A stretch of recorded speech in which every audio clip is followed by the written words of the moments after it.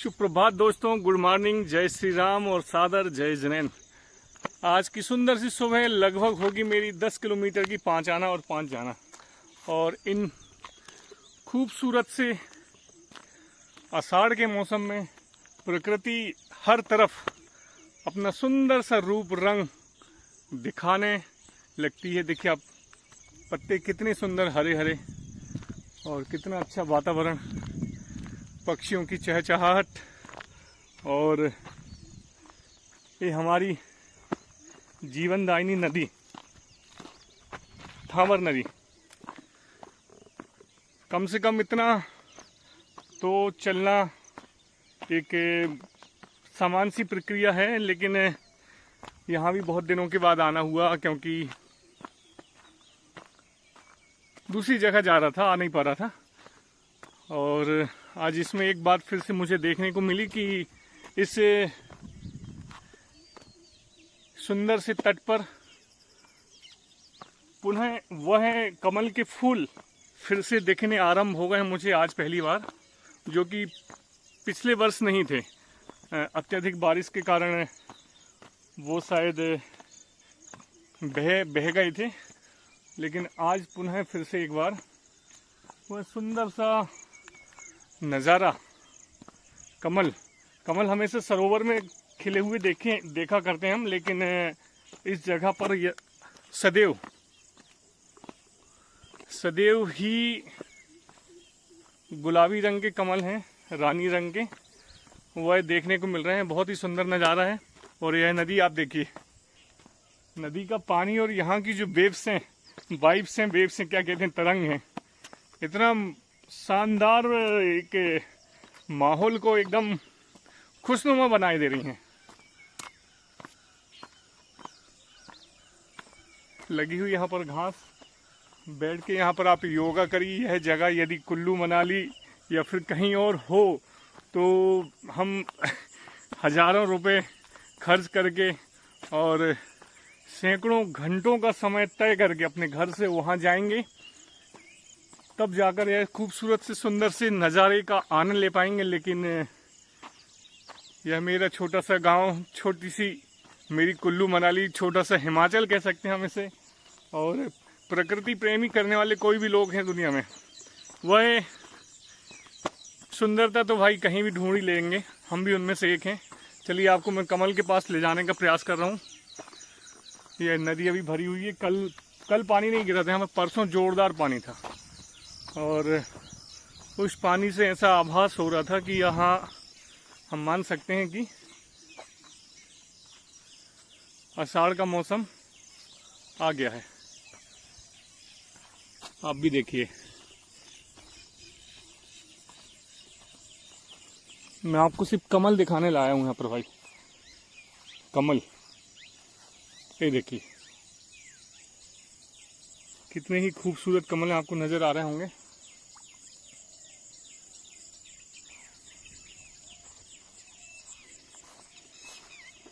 और यह जगह, क्या जगह है दोस्तों, वाह! बहुत ही रमणीक, एकदम मन को मोहने वाला सुंदर से हमारा आज का सुबह का भ्रमण यहाँ पर हो रहा है। अब कुछ देर बैठ के यहाँ पर प्राणायाम, योगासन वगैरह करेंगे तो एक उसका भी एक अलग आनंद आएगा। तो ऐसी दुनिया है हम लोगों की भाई, छोटे से गांव की छोटी सी दुनिया। एक उस तरफ भी यहाँ पर बिल्कुल पास में एक कमल दिखाई दे रहा है। मैं आपको उसके पास ही ले जाने का प्रयास कर रहा हूँ। पक्षियों की आवाज़ देखिए, टेलर बर्ड की आवाज़ है।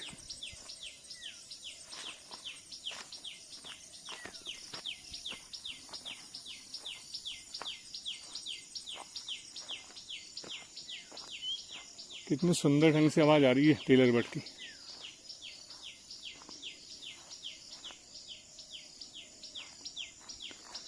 ये देखिए यहाँ पर कमल,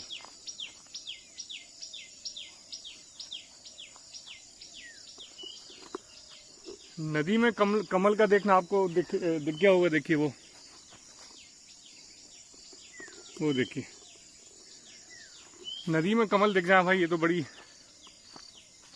अविस्मरणीय सी बात है। क्योंकि सरोवर में, तालाब में छोटी छोटी जलाशय में यह एक सामान्य सी प्रक्रिया है, लेकिन नदी में कमल का दिखना बहुत ही एक अचरज करने वाली बात है।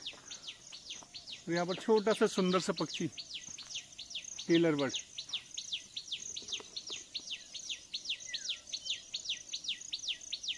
दिखाई नहीं दे रहा है। हाँ, ये बैठा है, देखिए डिगाल में, जैसा उसका शरीर की रचना है वैसी डिगाल है। अपने साथी को आवाज़ दे रहा है भाइयों। वाह, क्या नज़ारे हैं भाई, ज़बरदस्त नज़ारे हैं, ज़बरदस्त। और इतनी अच्छी हवा चल रही है, पक्षियों की आवाज़ आ रही है, पानी की जो तरंगें उठ रही हैं नदी में। और ये हमारी भारतीय रेल का पुल है, यहीं पर आपको दिखाई देगा। यह छोटी लाइन से बड़ी लाइन में जब कन्वर्ट हो गई थी तो उसके उपरांत यह है। अब देखिए इस पर अभी तो देखिए ये बहुउपयोगी रेलवे लाइन है। दक्षिण भारत की दूरी यहाँ से लगभग 250 किलोमीटर की कम रह जाती है, जबलपुर से नागपुर होते हुए दक्षिण जाने के लिए। यह बहुत बड़ी उपलब्धि हमारे क्षेत्र के लिए। यह पानी के नज़ारे आप देखिए।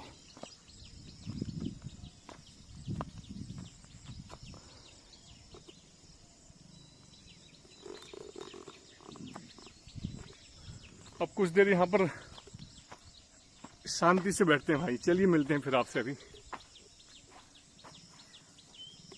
तो मित्रों, कुछ सुंदर सा समय यहाँ पर बैठ के हमने व्यतीत किया जीवन का, थोड़ी बहुत योग किए। और आगामी 21 जून को योग दिवस है। ऐसी सुंदर सी जगह में आएंगे और हम उस अंतर्राष्ट्रीय योग दिवस को मनाने का प्रयास करेंगे। यह वृक्ष आप देख रहे हैं, यह वही अर्जुन की छाल जिसे हृदय के लिए, हृदय रोग वासियों के लिए पीने के लिए इसका काढ़ा कहा जाता है, यह वही है। यह उसके सूखे सूखे फल हैं, आप देखिए। और बहुलता में यहाँ पर पड़े हुए हैं, बहुत सारे, सैकड़ों की संख्या में। यह है उस पर फल आने, ऐसे हरे फल आते हैं, आप देख रहे हैं। यह है अर्जुन का वही झाड़ है, कोहा बोला जाता है, जैसे स्थानीय बोली में कोहा का यह सुंदर सा विशाल सा वृक्ष। और यह नदी का किनारा। कोहा का जो वृक्ष होता है, अर्जुन का जो वृक्ष हम जिसे कहते हैं आयुर्वेद की भाषा में, वह लगभग पानी के किनारे ही पाया जाता है। मतलब नदी के किनारे या कोई नाला होगा, मतलब पानी का स्रोत उसको जिंदा रखते, आप ये समझ सकते हैं। किसी भी नदी नाले के किनारे ही वह पाया जाएगा। और इतना विशाल होता है, उसके जो आपको मैंने फल दिखाया वह फल हैं।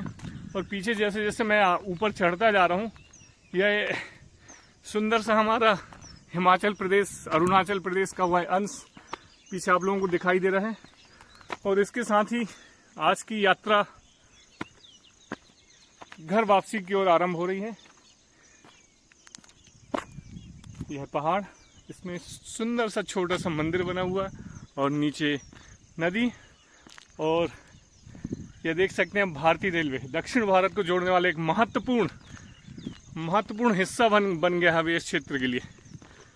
तो दोस्तों, आज की साइकिलिंग लगभग 10 किलोमीटर तो हो ही जाएगी घर पहुंचते पहुंचते वापसी तक।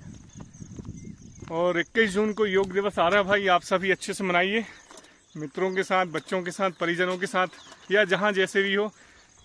आसपास किसी छोटे छोटे ऐसे जो सुंदर प्राकृतिक नज़ारे वाला कोई क्षेत्र हो तो वहाँ पर जाके मनाना एक बहुत ही सुखद और अच्छा संदेश होगा देश के लिए, विश्व के लिए। तो मेरा आप सभी से अनुरोध है, आगामी 21 जून को आप किसी सुंदर सी जगह में ऐसे योग दिवस अवश्य मनाएं। आप सभी अपना ध्यान रखिए। आप सभी को सादर जय जैन, वंदे मातरम, जय श्री राम। करिए योग, रहिए निरोग। किसी सुंदर सी जगह के साथ आप सभी के साथ पुनः एक बार मिलते हैं फिर किसी दिन सुंदर सी सुबह के साथ। तब तक अपना व अपने परिजनों का ध्यान रखिए। चलिए मित्रों, मिलते हैं।